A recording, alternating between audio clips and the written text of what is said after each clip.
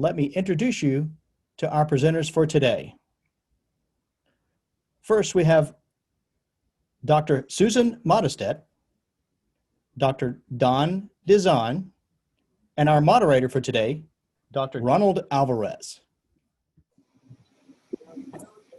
Hey folks, we're glad to be back with you and hope that many of you attended and got a lot of information from that first session. Really want to thank my colleagues, Dr. Modesitt and Dr. Dizon, for their expertise and great advice. And I'm sure that this hour will also be filled with a lot of good information for you. So, we talked a little bit about genetic risk for developing ovarian cancer and other risk factors. We talked about some of the challenges we have with prevention and screening for this disease. We spent a lot of time really talking about the upfront treatment of people with newly diagnosed ovarian cancer. And so I think we want to pivot and talk about what happens if and when there may be a recurrence of your cancer. So I would say that we generally categorize patients as either being platinum sensitive or platinum resistant. So Susan, why don't we start and talk more about the issues related to treating a patient who we may designate as platinum sensitive. Okay.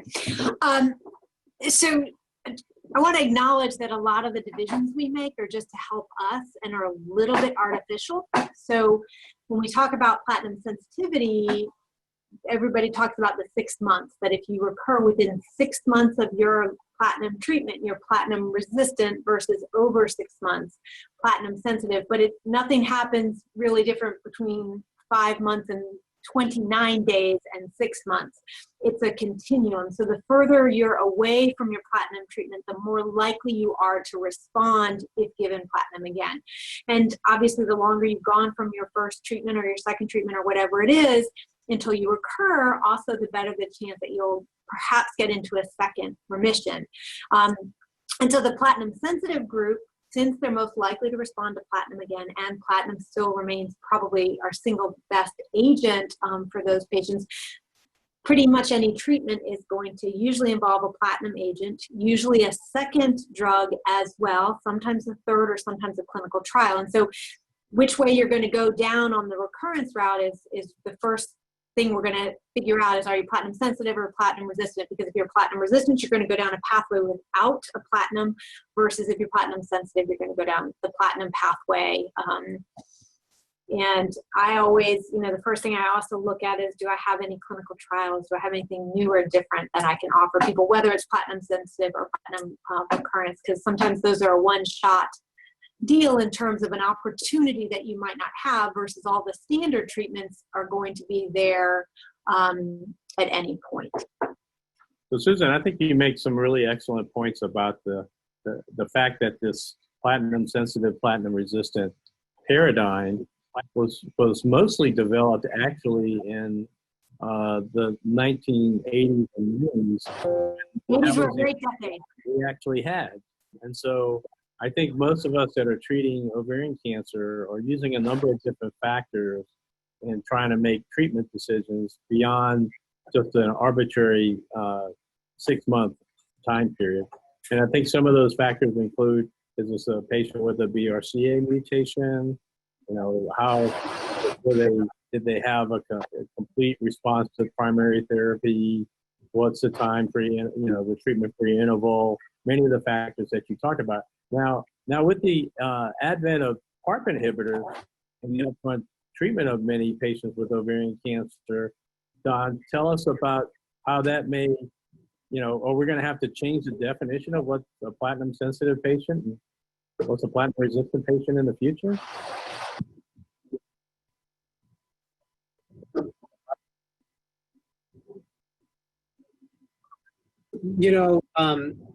I'm hoping that my internet is working okay. But I wonder if that's going to have to happen, actually, especially in the context of maintenance therapies that we're using, and not those are influencing sensitivity to drugs.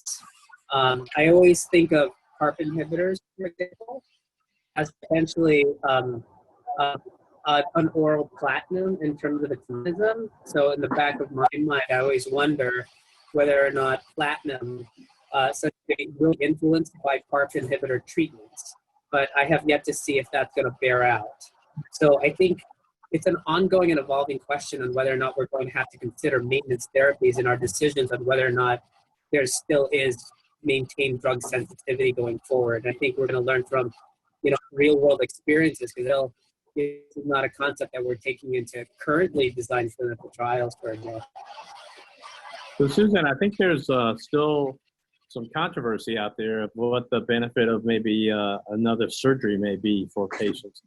And since you're the surgeon, why don't you talk about that and what you do in your own practice? And it was a sad state of affairs, because I honestly felt like I really had a great sense of which patients I thought would benefit at a recurrence from a repeat surgery. I mean, I had my own criteria that most people had similar sets, that if it had been, in my view, over a year since they were diagnosed, they had disease that I felt I could resect all the way down to 0, and that they had a good performance status and not a lot of ascites or things like that, that I would take them back to surgery. And then came the advent of GOG 213, which maybe, now that we have different drugs and things available, I think has put that a little bit more on its head. So I am maybe a little less likely to take people back to surgery, although I still do, especially for people that have had a really long recurrence, progression-free interval. I don't know what you guys are doing about that now. I tend to think about, I think that's a really good point. oh, go ahead, Don. No, go ahead, Ron. No, I was going to say, No, I don't mean to come apart a surgeon. yeah, I think that you probably do it less than I used to do it, but I think that I still think that there are select patients, like you said, who are really long treatment intervals, very isolated disease, easy to resect, that where I think there may be a potential benefit for that patient, particularly if you can get all the disease removed. And also, I think, there was 2 experiences that were presented at ASCO this year from different groups. One was from China and one was from the Germans. And it showed exactly, I think, Susan, what you had mentioned. It matters on whether or not you gave bevacizumab after your resection. At least in the U.S. study, bevacizumab was given as part of that trial that Dr. Coleman presented, and there was no benefit to the surgery. In the other 2 experiences where the bev was not included in the treatment paradigm, there was a benefit to surgery in the platinum-sensitive context, but they also included very stringent criteria about who was the profile of the person to take to surgery. So successful surgery the first time around, very minimal ascites was actually used as well. And I think the third was timing until recurrence. We talked about this in the first session, just also difference in type of ovarian cancer. So epithelial ovarian cancer is what we're talking about, versus some of, for example, the stromal or the granulosa cell tumors that tend to be slower growing, don't respond as well as chemo. Those are ones I'm more likely to take back. I know we're mostly talking about epithelial, but just to throw that out there for the audience. No, that's an excellent point, Susan. And I wanted to just, so many of the studies that we have done with anti-angiogenics and PARPs and the upfront treatment of ovarian cancer have been either duplicated or initially done in the context of platinum-sensitive ovarian cancer, recurrent ovarian cancer. So, Don, what do you think about moving forward? Are we going to have to repeat those studies, particularly if we're treating a lot more patients in the upfront setting with PARP inhibitors? Or do we just, we make decisions independent of whether patients have been on prior PARP inhibitors or anti-angiogenics? Yeah, I think the world has changed so much in the way we do clinical trials that the appetite to support these very large phase 3 trials is going away, especially if it's not the next novel drug that's being evaluated. So I think it's a dilemma that we're going to have to face. It's probably the place where real world data analysis is actually going to decide that. I think maybe 5 years from now, there will be sufficient numbers of patients who got PARPs in this setting and patients who did not. And we can reevaluate whether or not a platinum-free interval should count from the time of the last treatment with a PARP or treatment with platinum, or does it matter that someone progressed on PARP versus did not progress on PARP? I think those are really legitimate questions, but I think in the absence of better ways to do things, we need to just fall back on what we know, and we count treatment-free intervals when the chemotherapy stopped until further notice. Well, 'cause if you guys remember back, we artificially tried to increase the platinum-free interval. You know, we would treat them with something else, and I don't think that that really probably changed whether they were responsive to PARP by just artificially giving them something else before you treated them again. So it'll be interesting to see if that holds true with the PARPs or not. I don't think anyone knows. Yeah, I think it's going to be really challenging, and we'll have to make sort of individual decisions on the basis of how well these patients tolerate these drugs, and whether or not they've been on a PARP inhibitor or an anti-angiogenic agent when they recur. I do think it's important for people to know that sort of platinum combinations, carboplatinum in combination with some other drug, is still sort of the mainstay of treatment of patients with platinum-sensitive recurrent ovarian cancer. And whether you consider to do that alone or with anti-angiogenic or PARP inhibitor, we clearly for patients with a BRCA mutation, as you mentioned previously, that the PARP inhibitors are probably the most, or really a standard of care. We have recent data from SOLO2 showing improved survival with that strategy, and that so that's a very exciting to see that kind of information out there in the recurrent setting. I was going to ask, you talked about this a little earlier about next-gen sequencing or molecular profiling of tumors. Typically, I had waited till a patient recurred when we started to order this test. I know we're now doing it more so when patients are newly diagnosed.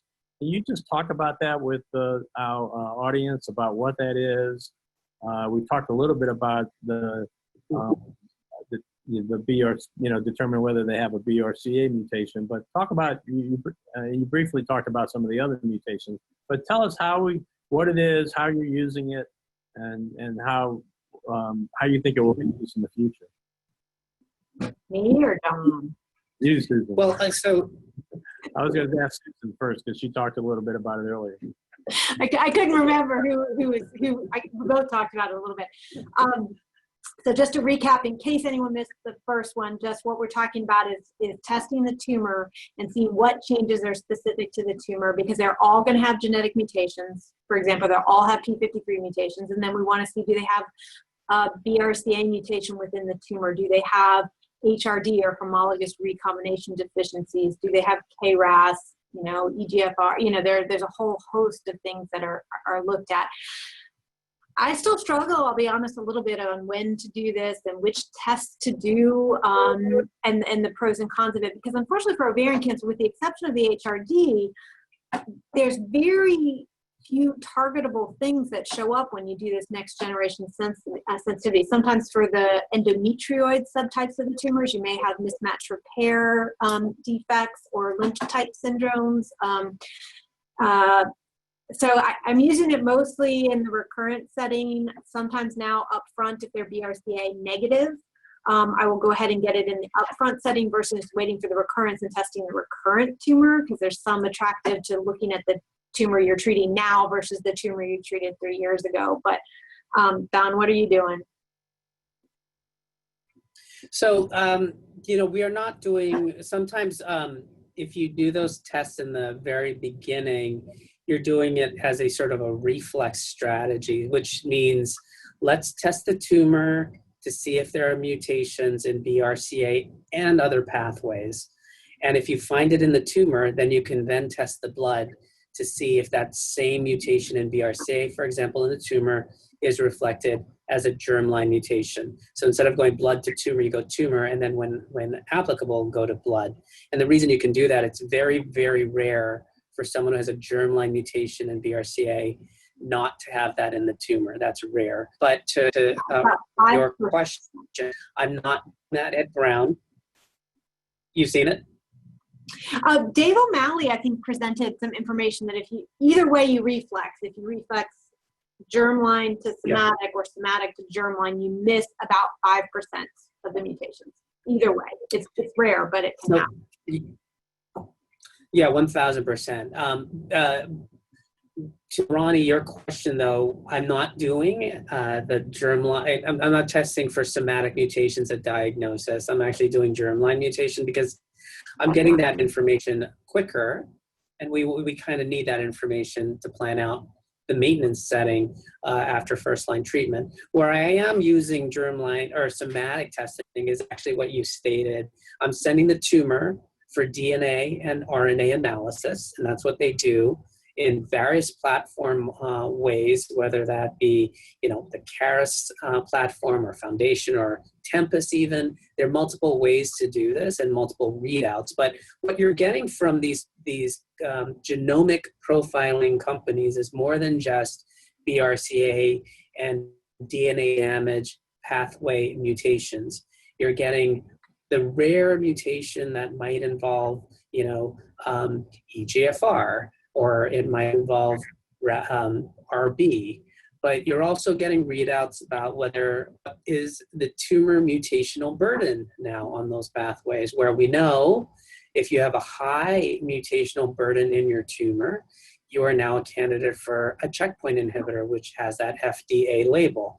We're also getting whether or not we detected microsatellite instability in the tumor. So it's a way to really get a very profound picture of one's tumor.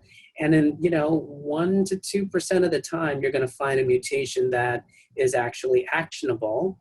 And although it doesn't guarantee a response, especially say it's a drug approved in breast and we're going to use it here, it does point away potential.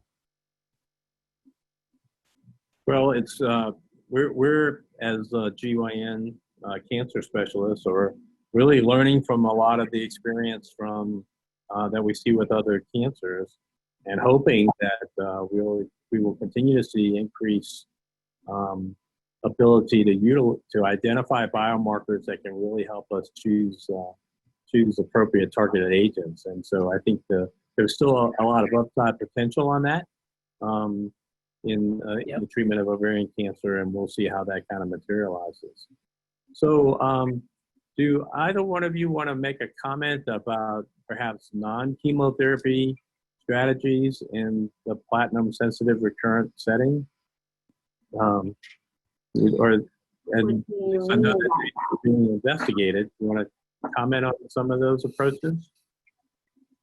So which now? Well, in the rare case, Susan, I think, so there's a rare situation where someone will have, I think there's a rare situation where you'll have someone with an oligometastatic lesion, say it's in the liver, or an oligometastatic lesion, in the lung. Certainly, there are situations with solitary metastatic disease where it's very tempting, really, to just treat the lesion specifically, whether that be, using interventional oncology approaches, or even calling on our colleagues in thoracic surgery or, hepatobiliary surgery to surgically resect disease. I think even with those approaches, and this is an interesting question, I'd love to hear your points of view, I still would follow any kind of treatment for local control or isolated metastatic disease. I'd still follow that up with chemo. No, I was alluding to maybe some of the studies that are looking at PARP inhibitors in combination with anti-angiogenics and And so, I mean, So more the targeted as opposed to the standard cytotoxic chemotherapy. yeah, cytotoxic chemotherapy agents. Yeah. So Ah. yeah. I need to be a better moderator here, so I apologize. I know we were both. I was like, "Wow, are we talking about hormones?" What's he thinking? You know, him late. He's obviously something. So Well, We just well, there was a study that was presented, right, the Dana-Farber group, who looked at cediranib and olaparib as a treatment in platinum-sensitive disease, and it was compared actually to chemotherapy, decided on by the physician, and that did not show a better response rate compared to chemotherapy.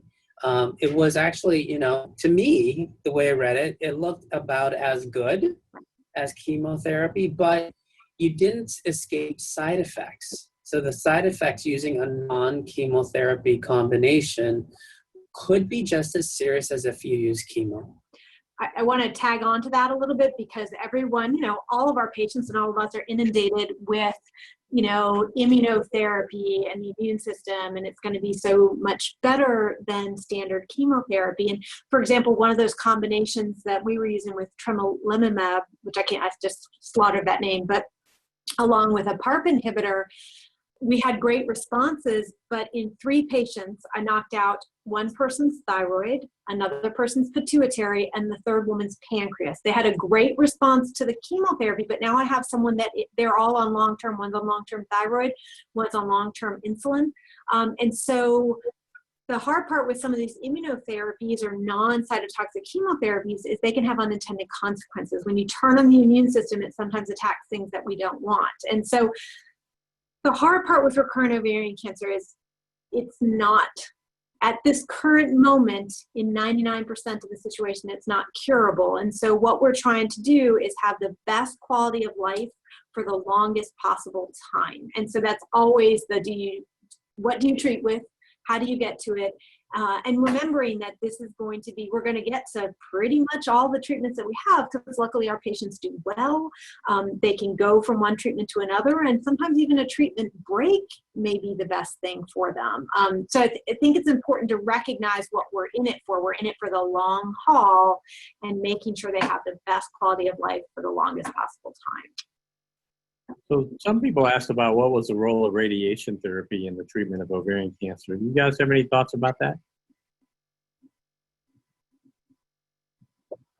Again, I look at it as in terms of local control and for palliative intent. So someone's having a lot of pain due to a site of disease. They've been through multiple lines of treatment. Sometimes that's where radiation comes in. It used to be a very standard way to treat ovarian cancer.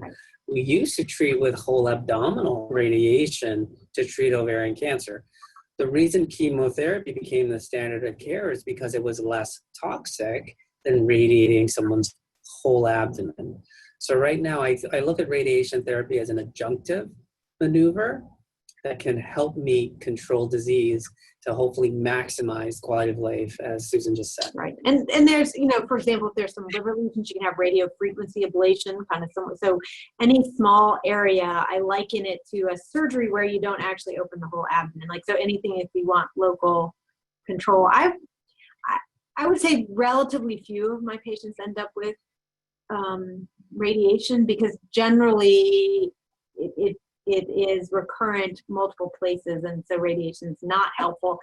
And radiation, while it can do a great job with local control, there's spread. And the biggest issue for our patients, if we're just treating an abdominal thing, is bowel obstruction, which is a problem anyway. And then if you add radiation on top of it, it makes it that much worse. It's pretty rare that I like to use radiation. So I'm going to pivot to a topic that's been has the subject of several questions here. So let's just say this platinum-sensitive patient gets additional therapy, and they're either chemotherapy alone or with an anti-angiogenic agent or PARP inhibitor, and they have a complete response at the completion of chemotherapy. This question really applies even to the patient who has been treated with newly diagnosed cancer. The intervals, when you're they're in a surveillance mode, how often do you get a CA-125? How often should we get a CT scan? And, you know, what do you do in your practice? And what maybe are some of the national guidelines that help inform us how frequently we perform some of these tests in patients? Susan, you want to start with that one? Okay, so I'll say the same thing I tell my medical students in some respects, is that while don't ask, don't tell was a horrible, horrible military policy, sometimes it is okay in oncology because I can't make an asymptomatic patient feel better. So surveillance, watching things, are trying to make sure that things don't get too out of control, but we don't want to take away the times people are feeling good. So generally, if they're totally in remission and I don't have them on anything where I need to check their blood counts, like if they're on a PARP inhibitor, we have to keep an eye on their blood counts. But if they're just in a surveillance mode at any stage, then I usually just see them every 3 months, see how they're feeling. I might check a CA-125 if we have decided we're following CA-125. I do not get routine CAT scans unless they are on a study or they tell me they don't feel well or their CA-125 goes up. At any point, I have a very low threshold for checking things if people tell me things are not going well. But I don't see them every 3 months with a CA-125 and a CAT scan and an everything. I really try and tailor it to what I think they need and what their symptoms are. Don, what's your standard practice here? Yeah, I think Susan said it perfectly. You know, we know there was actually a trial. It could never be done in the United States, but it was a trial that was done in England. It asked, you know, aggressive follow-up or follow-up for symptoms. And even though aggressive follow-up with blood work all the time and CAT scans, you know, people started treatment earlier than the people that were being watched. And at the end of the day, they didn't live longer. So, you know, maximizing quality of life, maximizing time, but keeping an eye on people. Yeah, but keeping an eye out on how you're doing is all that, it's not all that we can do. It's all that we should be with you to match both of your goals. Are you okay? And do you feel okay? Because both things are important. Right. What do you do, Ronnie? You don't get off the hook. I just asked the questions, that's all. So I think, no, I follow pretty much that same practice. Unless somebody did not have an elevated tumor marker, I may intermittently do a CT scan. So, but for the most part, I follow the practice in the same way that you guys do it. So I thought I would pivot now to a more challenging areas where we have sort of platinum-resistant disease. And again, I think this is an arbitrary diagnosis if you just use a time period, but more often than not, we're diagnosing it when we see people recur rapidly after treatment with a platinum agent or during treatment with a platinum agent or combination. And so, Don, maybe start off and just talk about your stranded approach in managing these patients and what are the various different options that you offer? Right. You know, I think ultimately, and unfortunately, most women will develop platinum resistance, meaning that platinum will no longer work as well as it once did. And that, for me, is just a sign that, you know, we need to redirect the conversations into, you know, quality of life being as important as that response, understanding, you know, rationale for therapy and the goal, which is no longer for maybe remission. We hope to see response, but we should be happy if things just stop growing.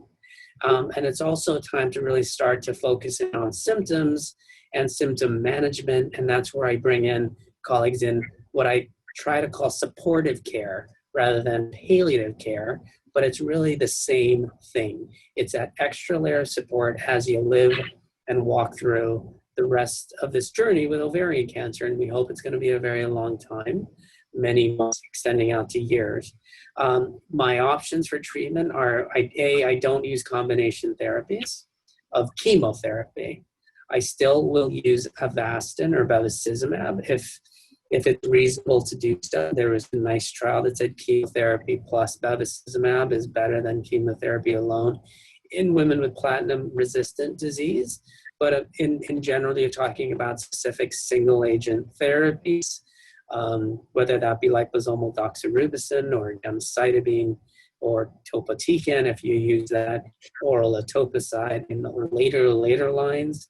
And I think for women with a BRCA mutation, and one of those unknown questions that we're grappling with, we will use PARP inhibitors for platinum-resistant disease if you have an evidence of that homologous recombination deficiency, whether that be a BRCA mutation, loss of heterozygosity, or one of these genomic tools showing HRD is present.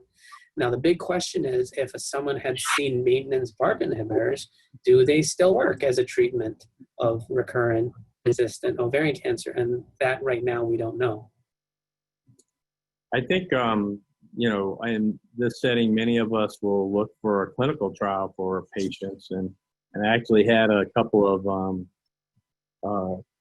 clinical trials and how they're designed. Maybe, Susan, you can chat about this because I know you have an active clinical trial portfolio. But for patients with, one of the questions was, I heard the focus for new clinical trials that they'll be designed for heavily treated ovarian cancer patients. Will there still be a number of lines of treatments included in the exclusion criteria? So I'm just going to do a little background on clinical trials, and so people hopefully understand them a little bit better, demystify them a smidge. So a phase 1 trial means we have a drug that has worked in animals and or cell lines and we think is active in ovarian cancer. And now we're trying it out in people to get a dose and also see what the toxicity is. So that's the goal of a phase 1 trial. And patients that are eligible for phase 1 trials are often very heavily pretreated where they don't have another good standard option. So those are phase 1 trials. Phase 2 trials means that we know the dose of the drug and we're trying to assess if it works in, for example, ovarian cancer. And these can be a little bit bigger, a little more available, sometimes can even be comparative or include something that we know works and we're looking at something in addition. And then a phase 3 trial is really the gold standard and the one that if it's available, I would always advocate for my patients to do a phase 3 trial if there's one available, because that's comparing whatever the standard care in that situation is to standard care, usually plus the additional agent. So those are the phases of the trials, and each phase has different exclusion and inclusion. And my patients always say, like, what do I have to do to be included or pass to get in the trial? And unfortunately, there's nothing you can do. It's just a question of, are you well enough? Have you had the required number of treatments? Because the idea with these clinical trials is to make sure that people in each group are alike enough that we determine, does it work in this group? And if it does, then we may be able to expand it to other groups. So I think every time someone needs a treatment change, the number one thing I do is look and see, do I have a trial they qualify for? Because again, that's the time that you have for that, because the standard treatments are always there to go back to. So I'm a huge proponent of clinical trials. But sometimes they're harder, sometimes they don't work, sometimes they can have unintended side effects, or travel more or more blood work. So they're not always the right thing to do, but it's an option out there. That's a great summary of clinical trials, Susan. I really appreciate that. And I do think I'm starting to see more trials that will, since we are, compared to earlier in my career, we have so many other different treatment options for patients. And so patients are generally on, more often than not, 4, 5, 6, and beyond types of treatment regimens.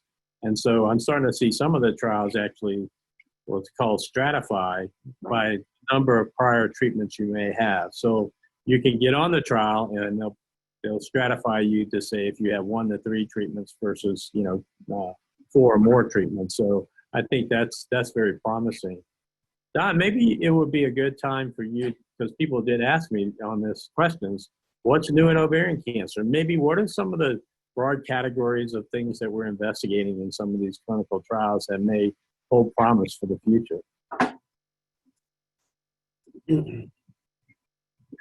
Well, I think, you know, we've talked about the drugs that have really moved the field forward. You know, PARP inhibitors have really been a game changer for us. Immunotherapy has been a game changer in oncology in general, although we're still trying to figure out how to use it in ovary. And certainly Avastin has certainly changed the field.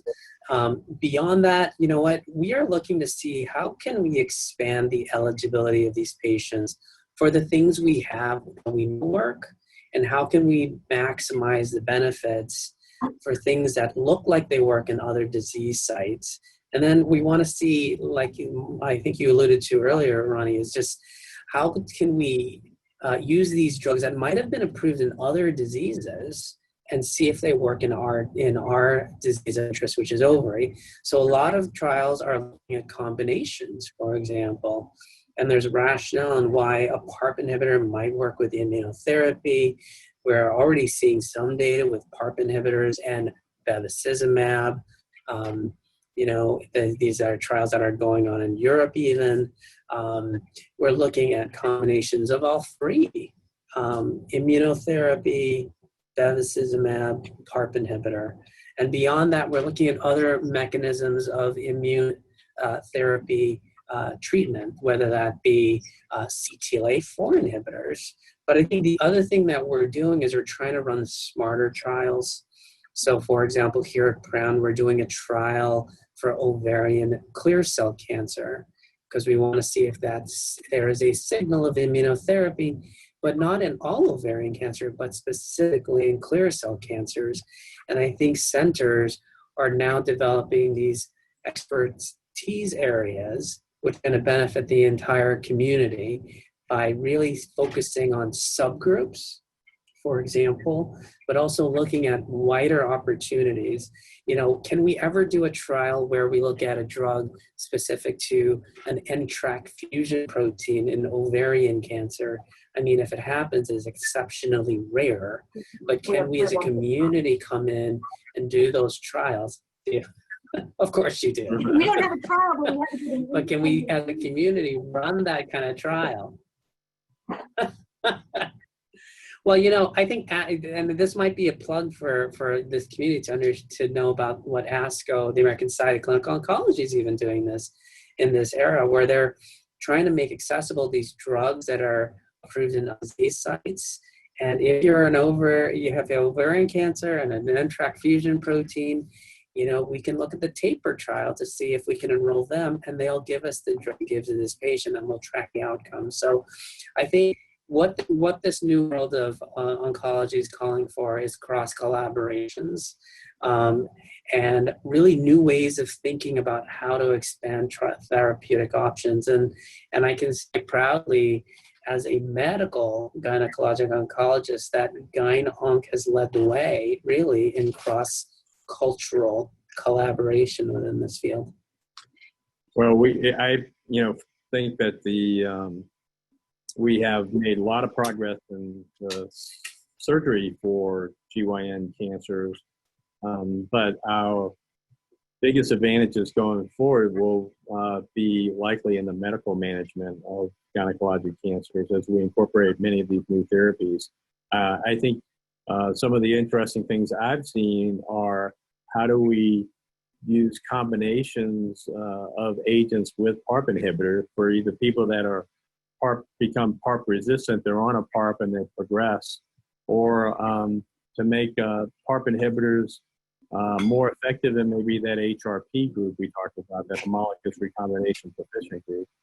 We've seen a lot of interesting data coming out with antibody drug conjugates. This is where a drug is bound to an antibody that will target the cancer cell as opposed to just circulate non-specifically within the bloodstream. That's a group of agents that seem to have promise, some of them which have not panned out yet, but in bigger studies, but that's certainly an area. And then, like you said, novel immunotherapy approaches like CAR T cells or other immune targets beyond just a checkpoint inhibitor. So I think it's been really over the past decade in ovarian cancer, I think we can't emphasize enough how much progress we've made in understanding the biology and translating some of those biologic findings into more effective therapeutic approaches that have resulted in FDA approvals and extending the lives of people with this disease. Right, and also I think getting smarter about picking the drugs, because nothing is worse. I mean, it is better to get no chemotherapy than to get a chemotherapy that does not work at all and has side effects. And I think that's sometimes we lose sight of that because we want to always treat with something, but if we're using an ineffective toxic therapy, it's worse than no therapy. So, knowing what things we can look at and which, like clear cell is going to respond more differently than endometrioid, that more differently than serous, and the molecular signatures that hopefully will be better elucidated so we can better pick the targeted agents that will work.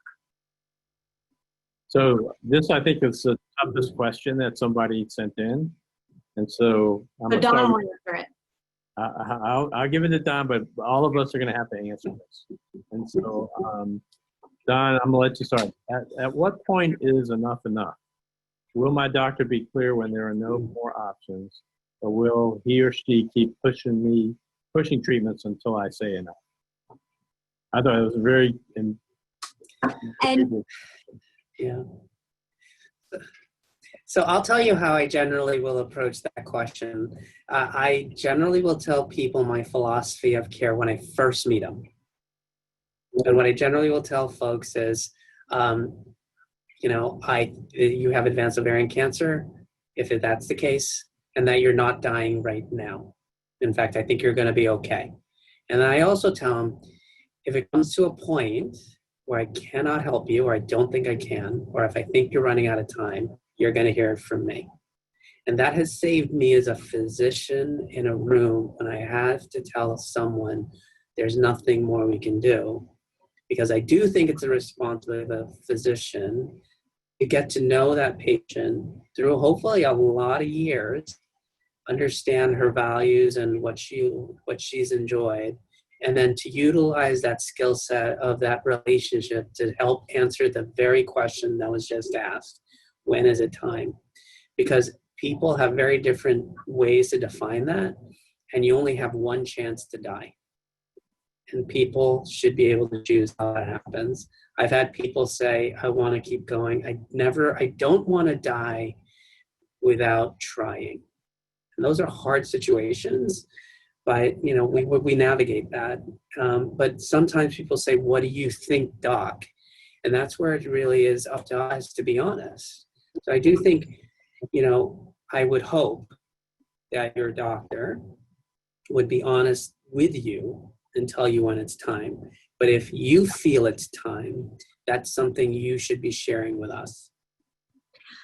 I have a very similar approach. I start out with any advanced ovarian cancer patient as my goal is to cure you, okay? And that almost always we get folks into remission. But if it comes back, I can't cure it, most likely. And then we're going to be looking at improving the quality and the quantity of your life. And I think there's a very powerful study that was done in lung cancer, and I alluded to it a little bit earlier, that looks at when you're on 7th, 8th, 9th line of chemo, and if you choose that chemo arm versus the best supportive care, meaning just treating symptoms and making sure you're doing the things you want to do, that the folks actually lived longer and better on the no chemotherapy arm. And so when we get to the 5th line and you haven't responded, or 6th line or whatever, and you haven't responded to the last 2 or 3 things at all, I start bringing up that conversation about I can make things worse, not better, and we need to focus on what do you want to do with the time you have left, which I can't tell you how much time you have left. But I also think, and this is something for the patients and the families out there to think about, is that everyone's trying to protect everyone. Me as a physician, a little part of me dies every time I have a conversation with a patient about this, that I don't have anything I can help you with. And that's hard for us as physicians to have that conversation, but we need to. It's also hard for the patient to have that conversation with their family, because the family doesn't want the patient to believe they've given up. The patient doesn't want the family to think they've given up. Nobody wants the doctor to give up.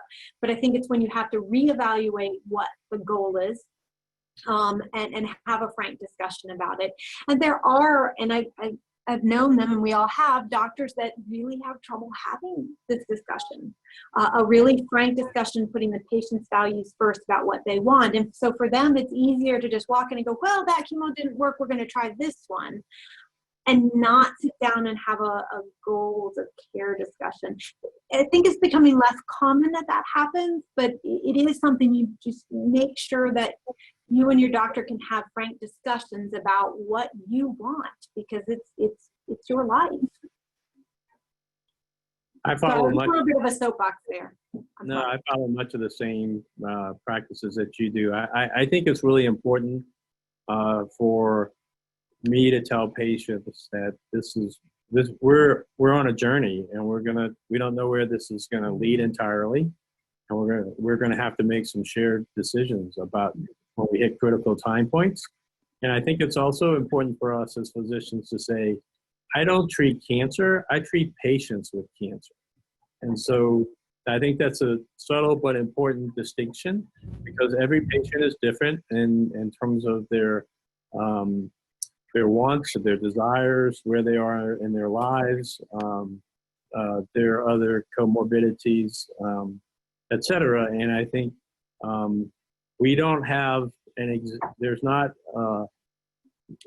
less precision about when the right time to do this, but that's why it has to be, we don't have a biomarker that tells us, this patient's going to, not do well in the next couple of weeks or so, or 2 to 3 months. But we have to work together with patients to sort of look at the whole picture and see about the burden of not only the burden of disease in terms of what it measures like on CT scan or CA-125, but how is it really impacting your life? And is this treatment going to just do you any good or just do more harm? And in an interest to lengthen your life and improve your life, we could absolutely do the opposite with some of these treatments. So thank you guys for your openness and honesty on this topic, and I hope that our audience, I'm sure that they will appreciate the insights that you've given on how best to approach this. But it is a shared decision-making process, and patients have that right to say, I don't ever say we're not going to stop treating you. I say we're not going to treat you with this agent. We're going to continue to care for you, but we're just taking a different approach, and we're going to focus more on managing your symptoms as you make this transition from this world to the next. And so I think that's a very important thing. Well, why don't we move to a couple of, we have about another 10 minutes. There were some questions about rare subtypes, and maybe you can make a comment about some of the different types. Maybe, Susan, could you maybe comment about low-grade serous cancers and what we've done with that subgroup of patients? Oh my gosh, low grade, I find almost the hardest group to treat for. So a low grade tumor just means that when you look under the microscope, it doesn't look as totally abnormal as the high grade, and they tend to be slower growing with it, which is both good but bad, because these slower growing tumors are not as responsive to chemotherapy. So, and we've always known that. The good news is women can live a long time with a large amount of disease because it grows slowly, but the bad news is you can't make it shrink away as well with these chemotherapies. So in general, our paradigm's changing a little bit with these low-grade tumors. It used to be we treated them the same way as the high-grade. They would get surgery, which is really important, especially for the low-grade ones, and then they would get chemotherapy. Now we're starting to realize that maybe the chemotherapy really isn't doing anything. And so there's a big trial that I think all of us are participating in, which is comparing giving a hormonal type treatment, an anti-estrogen drug called an aromatase inhibitor, used often in breast cancer, because these tumors tend to be more hormone responsive, versus chemotherapy. And that may, again, save us from giving people a drug that's not helping them and has side effects. So the low grade ones we are looking for things like hormone blockers, so progestins, aromatase inhibitors, also MEK inhibitors, which is another targeted agent that seems to have perhaps as much or more activity in this group of tumors compared to high-grade ovarian. So it's a really different paradigm than our high-grade tumors. But MEK inhibitors and hormones are the two big different types of drugs that we might use in the low-grade versus the high-grade. So, Don, maybe you can comment about clear cell carcinomas of the ovary. Pretty unique subgroup of. Sure. So clear cell carcinoma, clear cell carcinoma is very rare. About maybe 2% of all ovarian cancers are clear cell. You know, they do respond to chemotherapy, but the problem is they're not as responsive as more common serous cancers. And they also tend to relapse quicker. So it's not uncommon for someone with a clear cell to have a fantastic surgery, undergo chemotherapy, and then, 8 weeks after that of chemotherapy to have disease recur. And it's an unfortunate situation that, makes none of us who treat it feel very good about ourselves. And it's a terrible situation for women to find themselves in. They're looking at clear cells molecularly. They're very different from other serous cancers. A proportion of them will have microsatellite instability, suggesting that immunotherapy may be a way to go with those. But even if there isn't microsatellite instability, at least very, very, very early hints suggest this cohort might be sensitive or responsive to immune blockade. And so there are clinical trials that are looking at clear cell cancers and how to treat them. And, cooperative groups are very active in trying to find out ways to treat these very rare tumors. Here we're working on a randomized trial that's looking at two ways to treat clear cell cancers that have progressed or come back despite line of chemotherapy, or multiple lines. To your point, there's no line limit on this trial. And we're looking at a checkpoint inhibitor or checkpoint inhibitor plus a CTLA-4 inhibitor in the same clinical trial. And I credit a lot of my folks around the country who have actually are referring folks into this trial. And so we're hoping to really delineate how often it works, specifically in women with clear cell. And lastly, Susan, you mentioned earlier about granulosa cell tumors, and there's some questions about that tumor in terms of, are there any new treatments for granulosa cell tumor and targeting the FOXL2 mutation, or any other targeted therapeutics for granulosa cell? Well, for granulosa in general, the good news is that surgery alone often is all you need, but so a lot of times if it's a stage 1 cancer, which is a little more frequently, you can do surgery only. I think frontline, we've pivoted for years entirely to, if we're doing adjuvant treatment, also doing Taxol carbo as opposed to something we used to use called BEP. I honestly probably have to turf this a little bit to Don. I'm not aware right now outside of any trials with the Fox. I don't have anything that for the granulosa cell tumors with that currently. Do you guys, Don? No, we don't either. I'm actually not familiar with that. I think the other thing that's come up is the work out of Carolinas, right, with granulosa cell tumors and the role of hormones, as well as there is a potential role for Avastin as well in those tumors. Yeah. Right. It is such a biologically distinct tumor.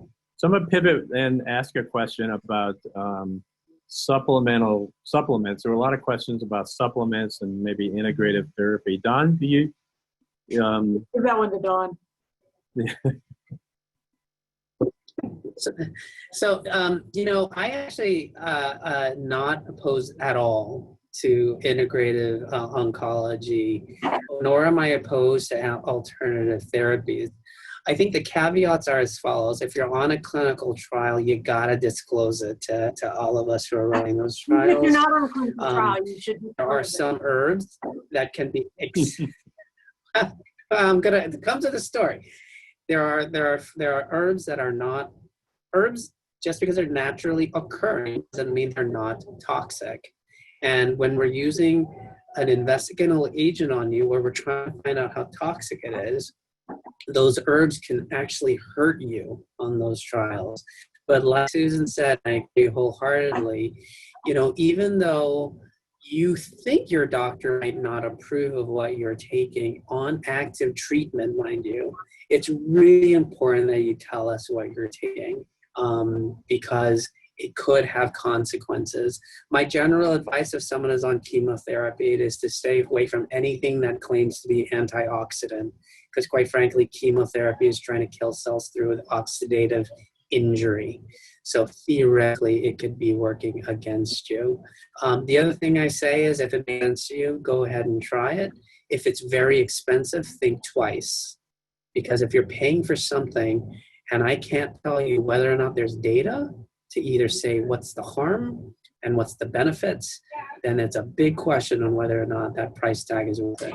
And there's a lot of, I don't want to say charlatans, but I will, that say, you know, IV mistletoe. And I've had patients go and spend $10,000 to do high dose vitamin C or IV mistletoe. And I don't mind supplements, but I do want to know what they are. And again, I kind of agree with if you're paying out of pocket for something that claims that it's going to cure you, if it sounds too good to be true, it probably is. Now, some other alternative therapies I think actually have some really benefits. Some acupuncture, massage therapy, all of those things can kind of help with nausea, pain. So I do think there's some roles for a lot of these adjunct type things that really can help people feel better, because I think that's what all of us are after. Well, I'm going to leave on a good note. I think what the audience should know is that it appears that the incidence of ovarian cancer is actually declining, which is good, and it may be for a variety of different reasons: birth control use, some of the identification of patients who have these gene mutations, and who are getting risk-reducing salpingo-oophorectomies, and perhaps some of the opportunistic salpingectomies. So I think that's a good note to leave on. I hope that the audience got a lot of information today, and it either directly or indirectly answered your questions. We are all very happy to continue to work with you to maintain your health. I want to thank my colleagues. I would recommend that we could vote for either one of these for president. So with that note, I'll leave you and wish you all the very best. And again, Don and Susan, thank you so much for thank you for having us. It's really fun for us to be able to talk to folks. Thank you so much. See you though. Yeah. All right, everyone. Have a great day. Wonderful sharing this with you guys. Thank you very much. Thank you. Thank you.